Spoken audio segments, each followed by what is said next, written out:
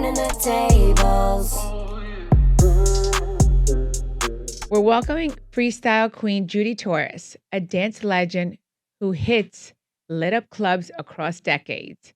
She's here to talk bounce, beats, and how freestyle music gave a generation its voice. Yay. Welcome. Oh my God, I'm sitting across from Teresa. What? This is Oh my everything. God, I'm sitting across Judy Torres. I was listening to you growing up. You don't know, I watched Real Housewives, like obsessed with it. Oh. And seeing you in front of me is like very surreal. It's like a 360 moment. It's really cool. Same. I mean, I grew up listening to you. Yeah. And see, I don't know if you remember, Gia danced for me on stage when she was like 9 years old. Yes. And she's a young lady now. I was like, oh my God, I feel so old. I know. She was your backup dancer. She was. And she did great too. She's a great, phenomenal in dancer. Atlantic City. I think it was Atlantic City. Yes, it was at Taj Mahal. Yep. But yeah, she danced for you, and I think she was your backup dancer in Atlantic City. And she did such a great job. She had such personality. Yeah, you did a beautiful job raising her. Thank you. Yeah, now she's on. Now she's on a TV show called Next Gen NYC. I know. So yeah, I'm proud of her. You should be. Yeah, and the two of us are going to be on Special Forces. Really? Did you see that? Get out of here. No, I didn't know that. Did you ever hear about that show, Special Forces? I love that show. On Fox 5. Get out. So it airs, I think, September 25th. So you got to check that out. I'm going to check it out. I promise. I'm a big fan. Trust me. Yeah. So thank you. You're welcome. So we did that together. That's great. Daughter That's awesome. duo. Yeah. So it was That's like the awesome. hardest thing I've ever done in my entire life. I can imagine. But I'm glad I did it. Yeah. Wow. So if you follow me on Instagram, I have a clip of I just put it up yesterday. Okay. Of like they show a preview of G and I. Okay, I can't wait. Yeah, that must be. That must have bonded the two of you. Right. Well, we were already bonded, right? And this just is like. Well, it just brings you closer. Like you got to work together. She just said like, when can I ever say that? Like this is something that we'll always remember that we did this together. Absolutely. So that's great. We were both so excited about it. Yeah, that's awesome. So. But thank you for You're being welcome. on Turning the Tables. Let's get into some questions. Mm-hmm. What was it like emerging into freestyle music back in the day? So back in the day, I didn't even know it was called freestyle. When it first started, I just thought it was dance music, and I was just excited to be part of it. And then when they started to label it, first they called it Latin hip hop, and then they changed it over to Latin freestyle, and they changed it to freestyle. But it was a very exciting time because it was. What about club music? I always say club music. Yeah, well, I mean, for the time, it was a type of club music. Yeah, because the nightclubs were still open. Like nowadays, you can barely find any nightclubs here. But back then, there were nightclubs open everywhere, and that's where you went. And so to be part of this exciting movement that was new to people's ears. People didn't know what it was. I never forgot that there was an article that Billboard magazine did, and the front page read, "What is this Latin hip hop?" So people were trying to figure out what that sound was. So to be part of something that was new and fresh and exciting, that was fantastic. It was a lot of fun. It was, I didn't have my songs immediately on the radio. So No Reason to Cry was released first. So for about a year and a half, I was performing for free in nightclubs everywhere just so that I could get my name out there, because there was no internet, there was no social media, there was no American Idol. There weren't even cell phones back then. So so you had to really like hustle. You really had to get out there and get people to know your name and your music. But it was worth it. And I can say, 38 years later for me, it's still been worth it. Wow, that's amazing. Yeah. Wow. So amazing. I was going to ask you something else. Like, how old were you when you first were like, oh my God, I'm a star? Like, it was probably, I started singing professionally with No Reason to Cry at 17. Okay. And then when Come Into My Arms came out, I was about 18, going on 19. And that's when I really felt it. That's when, wow, so the music got on the radio. The label came up to me because when I got signed to Profile Records, I always had a dream that I was going to get signed to Arista. I wanted to work with Clive Davis so bad. And so I got signed to Profile. And I was like, Profile? What's Profile Records? What the heck is that? And they said, oh, that's the same label as Run DMC. And I was like, oh, okay, I'll take it. So when Come Into My Arms was released and it got on the radio, the president of the company, his name is Corey Robbins, and Corey said to me, we're going to do one single first. If we like that single, you can have a second single. So Come Into My Arms was the second single. And he said, and if that single does well, then you can have an album. So I'll never forget the day that he called me and he says, okay, you're going to do an album. And I was like, what? Wow. I'm going to do an album. Yes. That's when I felt like I made it. This is awesome. And how old are you? Like almost 19. Wow, you're young. Yeah. Amazing. Yeah, a kid. No, I love that. I love that. No, it's beautiful. And what kind of Spanish are you? Like, do you say that or say Hispanic or?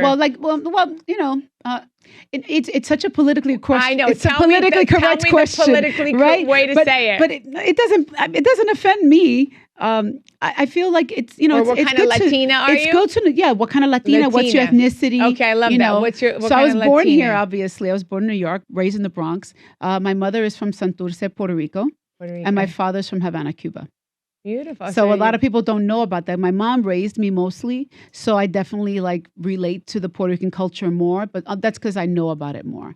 But so my father was really, really dark. He's what you call an Afro-Latino. He looks almost black. Okay. And my mom was really, really light. My mom's lighter than you. Wow. And Cubans, they say a lot of Cubans are light. Yeah. And that's... Well, you can that's a thing about the Hispanic. And I'm sure with Italian, it's the same thing. Oh, you can have very, very light with blonde hair and blue eyes. You can have really, really dark, you know? So we have all the way dark, but the truth is the Puerto Rican people are really from three cultures. We are mostly Taino, which is the indigenous Indian, right? From Puerto Rico. We are African-American and we have Spaniard blood. So we're like all three. There's no pure Puerto Rican, so to speak, Well, my husband now he's Puerto Rican. Yeah. Dominican and Mexican. Oh, I didn't know that. Yes, Look his at that. father's half Mexican, half Puerto Rican, and his mom's was born in Dominican. Wow, so you're eating some good food. Yes. Well, I mean, I cook the food. I was going to say, but you have good food too. Yeah, so. No, I cook the food. I think Italian and Hispanic cultures have a lot in common. Yeah, no, they do. Yeah, we feed people with, we love people with our food. Our food, that's what yes. we do. Same thing with, and I love my Latino. Yeah. So I love the, Yeah, and I remember too, when I first started singing, they wanted me to change my name.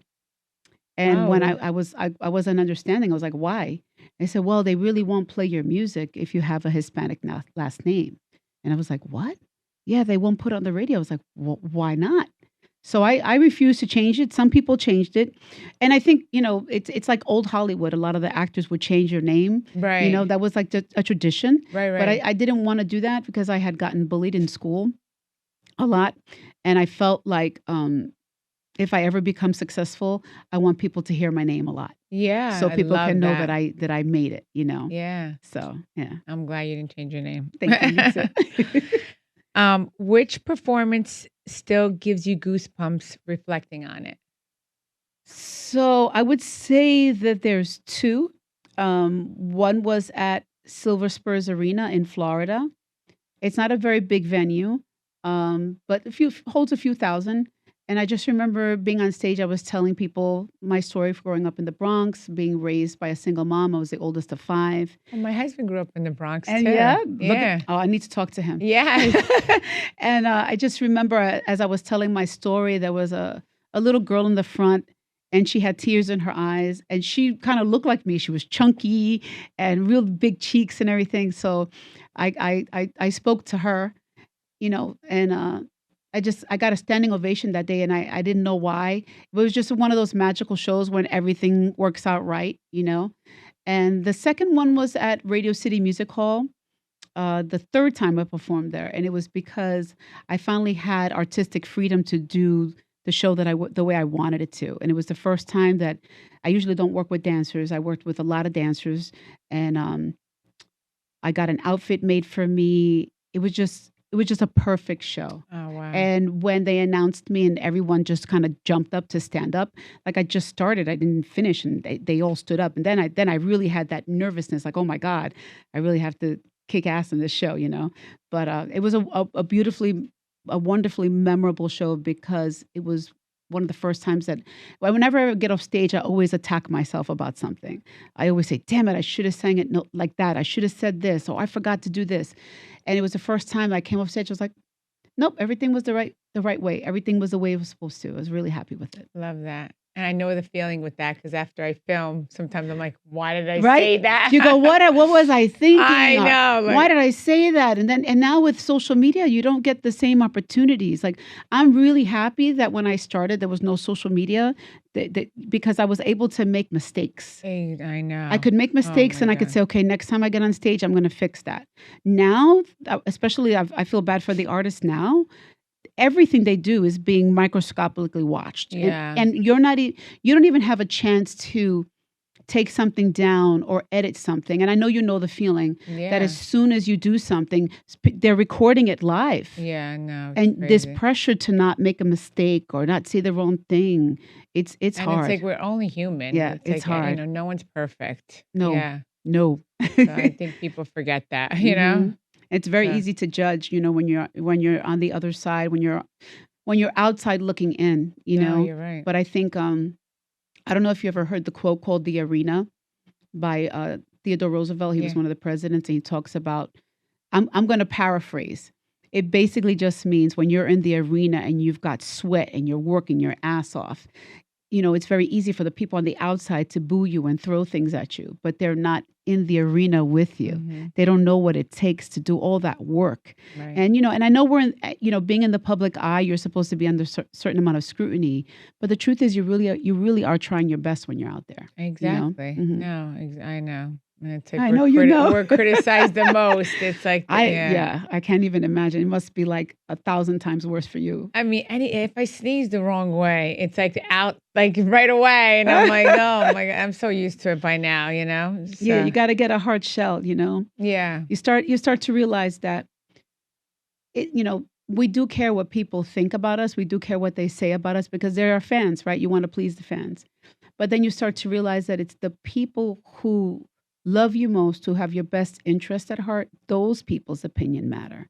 And they should be able to tell you the truth in a loving way, not in a vicious way. Right. Yeah, I agree. How do you stay connected to new fans while honoring the past? I think when I did a show recently at Jersey Shore, and there were these two kids in the audience jumping up and down, two guys. They're jumping up and down. And I'm like, where at the Jersey Shore? It was. I think I might have heard you. I can't remember. It was like it was a grand opening somewhere. I know it was outdoors. It was a small place. It was it was an intimate place. Yeah. And I just remember these two guys are jumping up and down. And I said to them, "Nowhere in the world you know freestyle. How old are you?" And they were like 19. I'm like, shut up. And they were literally singing the words to Come Into My Arms. And I'm going, how? And they said, because Mom used to listen to your music when she cleaned the house on the weekends. I love that. So I feel like I get that a lot too. Like they watch it with their moms. Yeah. So it's with the new fans, you welcome them, you thank them, right? Because that's going to help the longevity of your career because they're getting older now. They're going to be coming to see you perform. I love it's my era, but I love her, Sade. Of course. So I love This Is No Ordinary Love. Yes, I love her. And my kids, they love Sade because from me listening to it. Yes, and it's good music. Yeah. It's really good music. What's your favorite Sade song? Kiss of Life. Nice. Ordinary Love. Nice. There's Jezebel's my favorite. I don't know. I think it's the saxophone in the song. Yeah, and I love very sexy. I saw her once in concert, and I wish she would come back. I saw her in concert too, and I think when I saw her at PNC. Okay, I saw her. I think at the Garden. I think Indy RE was opening up for her. But I remember thinking, my God, it was a great concert, right? Yeah, she's a great performer. She was amazing. So to get back to your question, the younger kids, I welcome them. I thank them. I'm always in shock. I always ask them, how do you know the music? And then the older people, I just thank them. And now with social media, you should put your song on TikTok and everything because that's how the people listen to it. Yeah. No, it's interesting and it's fun. Sometimes I perform in places where some people don't know who I am. And I know that you walk into the crowd and you're like, this isn't a freestyle crowd. Why am I here? I don't get it. And so the people who don't know your music, it's actually a little bit more challenging because you have to win them over, but I welcome the challenge, and it keeps you humble. Yeah. No, it keeps definitely. you humble because, when the people know the words to your song, it's easy. But when they don't know you, who are you? Like sometimes I do private parties, I do weddings, like I did your friend's private party, and sometimes the guests there don't really know freestyle. So they kind of look at you like, who are you? What do you do? And that's when you really have to not work harder, just be more aware of what you're doing so that you can leave an impression, and hopefully they'll Google you at the end of the night. No, and you definitely leave an impression. Yeah, you do. What's a songwriting or performance lesson you still lean on? I guess your hit song. Be truthful. Oh. It's important to be truthful. And something. I'm sorry. What was the question? Well, I mean, I took it as what's a songwriting or performance lesson you still lean on? Maybe you're right. Okay. I mean, I was thinking about what song you lean on. Yeah. Well, as far as what song I lean on, I always love doing "Come Into My Arms," and I like doing "Faithfully" too, because "Faithfully" was more current. I did that in 2005. I mean, that's 20 years ago now, but compared to 1987 to 2005, that's more current. But or same thing. What songwriting? Yeah, so I think. Songwriting was like what song do you lean on, right? Yeah. I loved. I co-wrote "Come Into My Arms," and I did that when I was 19. I had fallen in love with this guy really hard. And he said he was going to marry me and he was going to meet my mom. It was Thanksgiving Day. And I'm waiting for him. And he never showed up. And I never saw him again. I went to his apartment and his roommate told me that he had moved to Florida. Oh, my God. So I was like, what? And like, were you seeing him before that? We've been dating for months. Oh. And then he was like, I want to marry you and I want to meet your mom so I can talk to her. I can, get her blessing. And wait, did you ever see him ever again? No. Never. No. Oh, wow. No. So Maybe he didn't know how to say goodbye to you. Oh, please. Please. How do you say, listen, Teresa, he said, I'm going to marry you. He was going to meet my mother the next day. Maybe he had a girlfriend. And he left. You know what you're doing.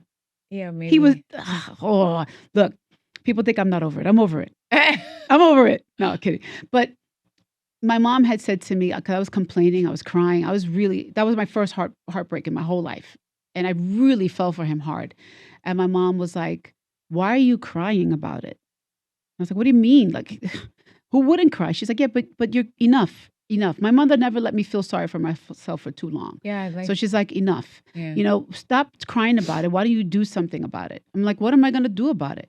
Write about it. So when Mickey Garcia came up to me and he said, listen, I got this new song. I'm working with this new girl. He says that it's not finished yet, though. So he plays it for me. And I'm like, oh, my God, Mickey, you have to give me that song. You have to. Please. I'll finish writing it.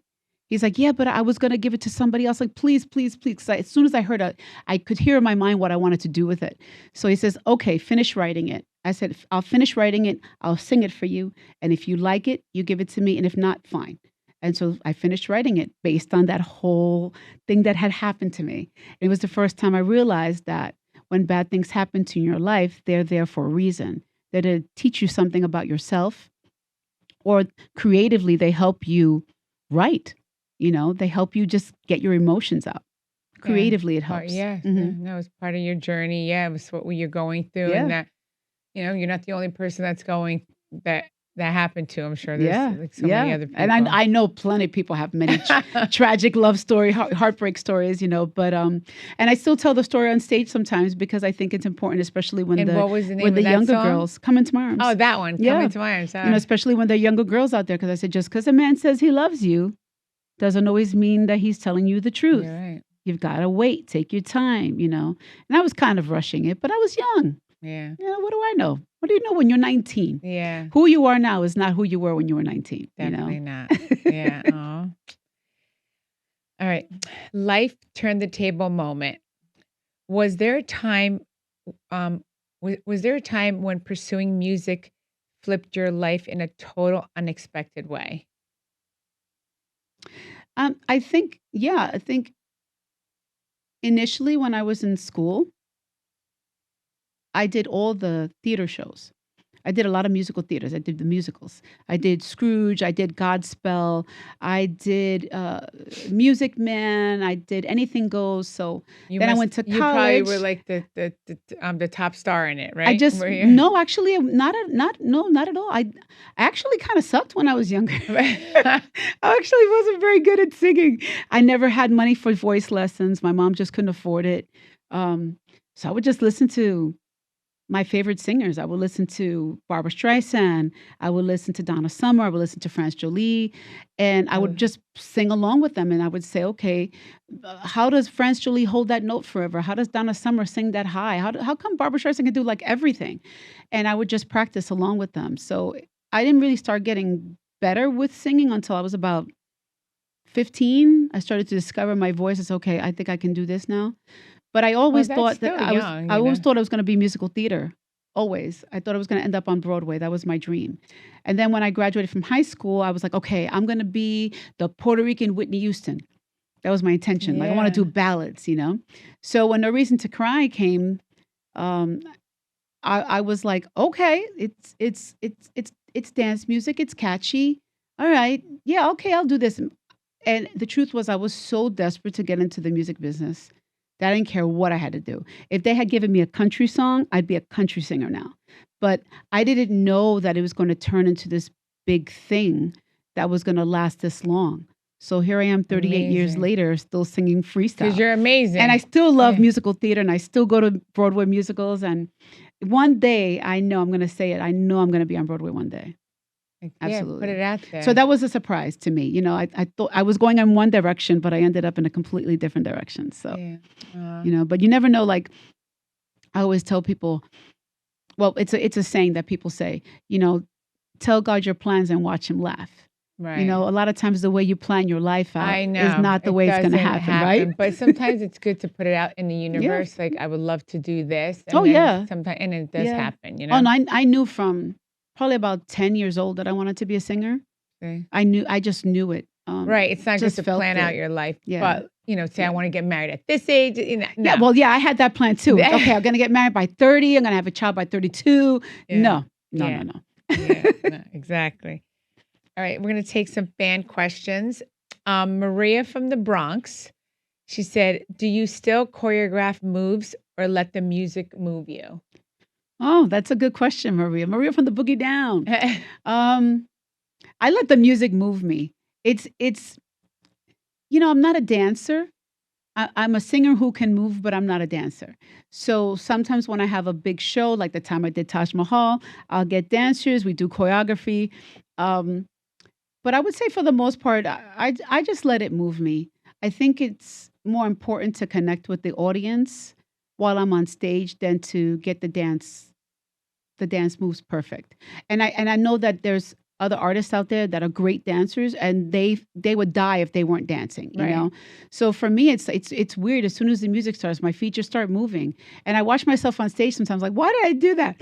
But that's how it moves me. Yeah. It's important to be comfortable up there. And sometimes if I'm doing too much choreography, it's in my head. And if you're in your head, you're disconnected from the people. It's important when you're on stage to be connected to the people. Yeah, you have to do what works for you. Yeah. I know. I always say that. I'm like, how do they do that? Dance and sing at the same time. It's really hard. I mean, I know. People, when we watch people on stage, what you're seeing is the result of all the hours of practice that they do. Yeah. You don't see that they fell. You don't see that they bumped into each other. You don't see that they suddenly forgot the move. So yeah, I give them a lot of credit too. I'm like Beyonce is spectacular with the dancing and the singing, and Lady Gaga, and God bless them. But I'm smart enough to recognize I'm a dancer. I am not. Yeah, and I mean, even like I'm just saying, even Jennifer Lopez, like they all, whoever dances. It's if you have that talent. Like I was watching Maluma on TikTok the other day, and I was just like, look, he's moving great with his dancers. Yeah, it's awesome. I mean, it's fantastic. It's obviously visually, it's very entertaining to watch when someone can do that. And I like to do it sometimes, but like I said, it's more like a treat. Yeah. When I know I got like Radio City, I knew Radio City. Okay, I gotta level up. I gotta do something different. So then I'll do dancing and things like that. But for the most part, I care more about how my voice is sounding and that I connect with the audience. I love talking with the audience in between and stuff like that. Yeah, I enjoy that. Wonderful. Vanessa from Tampa, what's been your most supportive fan memory? Okay. Most supportive fan memory. I was at a club called 1018. It was on 10th Avenue, 18th City in New York City. It was called the Roxy before that. And I was performing Come Into My Arms for the first time. I was very excited. I had an outfit made for me. This outfit cost me like $1,000. Back then, it's a lot of money. It's still a lot of money now. But so it had a opening in the back. The whole back was open. And the only thing that held the top together was a bow. You had to tie the top, right? Wow. So I told my friend, and it was heavy because it had crystals on it, very heavy. Right. So I said, tie it, that sucker, tight, and tie it again. So she tied it like 3 times. She said, that's never, ever going to untie. Well, it didn't untie. But I go on stage and I'm performing and I throw my arms open and I put my arms down and all of a sudden, it just popped. It was tied so tight that it just popped from the actual fabric. God. And it came down. It fell like off me. And because it was open in the back, I didn't have a bra. And back then I didn't know about the bra tape and all that stuff. Yeah. So here I am covering myself. Oh my God, oh my God. And I'm devastated. And I look over to my manager, like, what do I do? And he mouthed to me, keep going, I'm like, keep going. I'm like, so this girl. Oh, wait, did it go down or you caught it? Well, it went down, but then I lifted it up. So it's over me, like over my boobs like this. And I was devastated because the guy that I had a crush on was there too. Oh, it was bad. God. It was bad. It was bad. My voice teacher was there. I was like, I was so humiliated and people were laughing. And that's why I'm grateful there was no social media. Right. And so but you know what? Listen, who cares? They said this, I'm sure. I don't know. Yeah. I think I care. So this girl comes up. I mean, shit happens. Yeah, this fan comes up from the audience and she had on a shirt. You know when you have a button shirt and it's too tight? Oh, yeah. So you put a pin. Uh-huh. So she took the safety pin off and she came and she went behind me and she pinned it so that I could keep performing. Oh, wow. And everyone applauded her. And the beautiful thing about that story that still drives me crazy is that about 7 years ago, I did my one-woman show called No Reason to Cry. And during the show, I told that story because that story meant everything to me because she saved me. I felt like she cared enough. Like while everyone was laughing, she did something to help me. Yeah. And then out of nowhere, she goes, "That was me."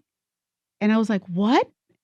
And her husband's like, "She tells me this story for years. Right. She won't stop telling the story." So to meet her in person and finally thank her was like the best thing. Oh, I love that. Yeah. So that was no, that was. I mean, Vanessa from Tampa. I'm thinking. No, that was her question. Yeah, that was But that was so nice. Yeah, that meant the world to me. Yeah, because you know what I've noticed that fans that watch me from the beginning still watch me. Yeah, that they're still my fans now, which I love. And when when they come up to me, I mean, I think that you created an amazing platform and empire for yourself. I really do. Thank you. You're welcome. Thank you. And I'm not sucking up. It's genuine. I know. So, yeah, I get shy. Sometimes you should be able to take a compliment, but it's hard to take a compliment, right? So yeah. Like, just even growing up, my parents didn't show a lot of affection, and they didn't tell me they loved us, right? Because that's like the old school way. Right. Yeah. I tell my kids all the time, because I didn't, But then as I got older, after I got married, and I had my daughter. I used to tell my daughter to tell my parents, tell them you love them. Yeah. And then that's how we started saying it. That's great. Me and my parents. Yeah, that's good. But like old fashioned way, they don't, they were taught not to tell the kids, like you're supposed to be firm, and strong, Yeah, it's true. No, I think my father was very much like that. My father was a very strong Latino machismo man. And, he, even when he would like touch me on my shoulder, it was always hard. It was like, slapping me like, okay. And I'll be like, ow. Yeah. Dude, can you just hug me? Exactly. Like they didn't know. Because how they were taught from their parents. Yeah. And I had a music teacher in high school. His name was Mr. Roman. May he rest in peace. And he had said to me one day, he said, when you're on stage and you sing, do you hear the applause? And I was like, wow, no. And he said, because you don't know how to take a compliment. we don't know how to take a compliment. Right. He's like, just listen. Just one day, just close your eyes and listen. And it's still hard sometimes, you know? It's still hard. You're right. It is hard to take a compliment. Thank you. You're welcome. So just listen. Okay. I like that. All right. Well, and a few more questions. Jonah from Chicago. Any plans to record a remix with today's artists? Oh my God. If I could do that, I would love to do that. Oh, who would I do it with? I would love to sing a song with Sia. Okay. I would like to do something with Bad Bunny where I sing and he raps. I would like to do. Love that, yes. I know it's going to sound cheesy and people are going to be like, what? I would die to sing with Michael Bublé. Oh my God. I love him. I love him. Nice. I love his voice. That's beautiful. Yeah. Hopefully I want them That'd to be hear amazing. This. I mean, listen, any current artist that will come up to someone who has classic style, that would be a massive compliment. So I probably wouldn't say no to anyone. Love that. All right. Last question. Alicia from Houston, which of your songs would you say defines you? No Reason to Cry. No Reason to Cry. I would say No Reason to Cry defines me because of the message that the song has. You know, there's no reason for you to cry, my love. I'll always be around. It's important to me. I hope that if and when I die, I hope that's the legacy that I leave behind. Just reminding people that they're resilient and they can handle anything. And at the end of the day, you're going to cry, but there really is no reason because everything's going to be okay. You know, so I think that song definitely. And I wouldn't have the career that I have without having had that song. You know? I love that. So tell everyone where they can find you. Find me, follow me at Judy Torres Music on all social media platforms, judytorres.com. And they can listen to me at KTU 103.5 FM on iHeartRadio, on the free iHeartRadio app. I'm usually on Sundays from 10 a.m. to 3 p.m. Eastern Standard Time or 7 a.m. to 11 a.m. Yeah, and I love that you're on 103.5. I still listen to that. Yeah, 26 years now. It's been interesting watching how music has evolved, you know? What I listened to when I started working there in 99 and what we're hearing now is completely different, you know? Wow. But it's great, but that's what music does. Music evolves and just like we have to. Yeah, no, it does. Yeah. Okay, so I just want to say thank you so much for coming on, Turning the Tables. Thank you for having me, and it's so great to be in front of you. I'm like, it's for real. It's a surreal moment. It's an honor to be here. Thank you. Thank you. No, thank you for coming on. So make sure you rate, review, and subscribe where you get your podcast. And I will see you next week. Love, love, love you. Mwah. Okay, love you. Bye-bye. Thank you. Thank you, Teresa. I'm turning the tables. I'm turning the tables. Let's go. I know you love my style. I'm gonna make them smile. I am the one to win. Keeping them all tuned in. I'm turning the tables. I'm turning the tables.